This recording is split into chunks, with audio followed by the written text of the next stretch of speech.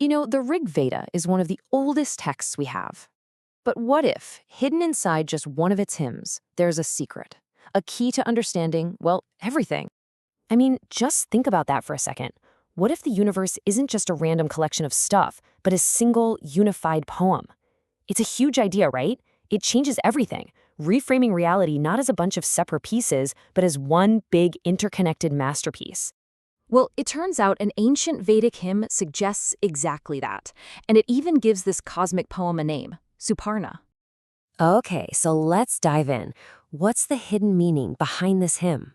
Right off the bat, you need to know this isn't just any old collection of verses. The Suparna Suktam makes a really bold claim. It says that it contains the ultimate essence of all Vedic wisdom, a single unified vision that supposedly unlocks the mysteries of creation itself. And here's the core of it, the big idea. The hymn says that, look, there is one omniscient Lord, a single consciousness. And the mantras of the Veda, they're its limbs.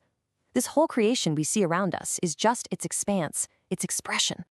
Now, an idea this big is bound to shake things up, and it does. This vision of absolute unity, it flies right in the face of how a lot of people have come to understand these ancient texts. So you've got the common view, the one a lot of us probably heard, that the Vedic hymns are basically primitive prayers, born out of fear, with people praying to a whole bunch of different gods, polytheism. But then you have the Suktam's view, which is completely different. It says, no, the Veda is the unified wisdom of everything, the macrocosm and the microcosm, revealing one single reality. And the text is, well, pretty blunt about it.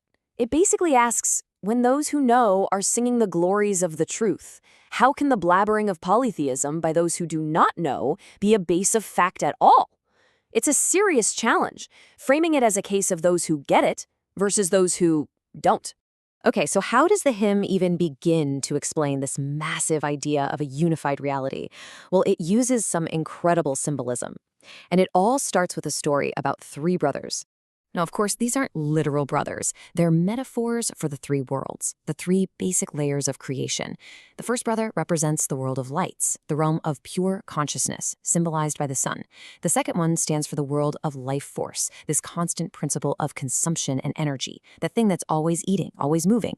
And the third brother? That's our world, the world of matter, the physical stuff, described as a king with 7 sons. From the three brothers, the hymn gives us another powerful image to help us wrap our heads around the structure of the cosmos, a huge cosmic chariot. Okay, so let's break this chariot down. First, it has just one wheel. That's super important. It represents our whole solar system centered on the sun as a single revolving unit. And pulling this one-wheeled chariot, there are 7 horses. This is often taken to mean the 7 rays of the sun, or maybe the 7 planets visible to the ancients. And finally, that one wheel has 3 hubs, or 3 centers, the sun, the moon, and right here, the earth. But here's where it gets really mind-blowing. This cosmic chariot isn't just some ancient astronomy lesson. The hymn is making a much deeper point. It's also a metaphor for you, for the human body. Your body is the chariot. The soul, your true self, is the charioteer trying to guide the whole thing. It's the ultimate, as above, so below. The cosmos out there is built just like the cosmos in here. Okay, so we've got the 3 worlds, we've got this cosmic chariot, but what's driving it all? What's the great unifying power behind everything? This is where the hymn reveals its biggest secret, the great winged one. To get there, the hymn asks this really profound riddle. Who saw the firstborn? Think about that. How could anyone see the very first thing to ever exist? To see something, you have to already be there.